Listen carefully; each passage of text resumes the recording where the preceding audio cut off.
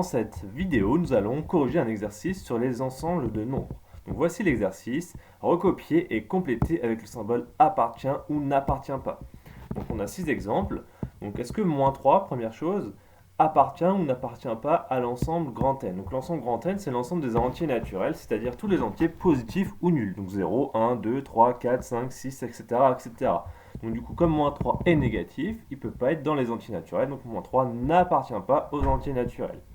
Ensuite, racine de 2 appartient-il à R? Oui, puisque R c'est tous les nombres réels, tous les nombres qu'on peut placer sur un axe gradué. Donc racine de 2, on peut le placer sur un axe gradué, c'est à peu près 1,4, hein, mais c'est un nombre infini après la virgule, mais c'est quand même un nombre réel. Tous les nombres qu'on peut placer sur un axe sont réels. Donc racine de 2, c'est un nombre réel. Un tiers, est-ce qu'il est décimal? Appartient-il à l'ensemble grand D des nombres décimaux? Alors les nombres décimaux, ce sont des nombres avec un nombre fini de chiffres après la virgule. Or un tiers, c'est 0,333 infini de 3. Donc du coup, on n'a pas un nombre fini après la virgule, donc n'est pas décimal. Un tiers n'est pas décimal. Racine de 2, est-ce qu'il appartient à l'ensemble Q? Donc l'ensemble Q, c'est l'ensemble des nombres qu'on peut écrire sous forme de fractions, des fractions d'entiers.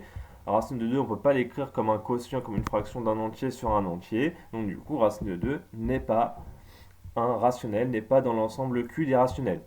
10 puissance 10 appartient-il à Z? Donc Z, c'est l'ensemble des entiers relatifs, donc c'est tous les entiers positifs, nuls ou négatifs. Donc 10 puissance 10, c'est un 1 suivi de 10 zéros, donc ça fait 10 milliards. Donc pas de problème, c'est un entier positif. Donc il est dans grand Z. Il est même dans grand N. Hein. Et enfin, 28 sur 55 appartient-il à l'ensemble des décimaux, des nombres décimaux? Alors on calcule ça à la calculatrice, il faut voir s'il y a un nombre fini ou pas après la virgule. Donc 28 divisé par 55, ça fait 0, donc là je l'ai fait sur ma calculatrice. Donc vous voyez ici, donc 28 divisé par 55, ça fait à peu près 0,509, 09, 09, 09, et ça s'arrête jamais, d'accord? C'est infini.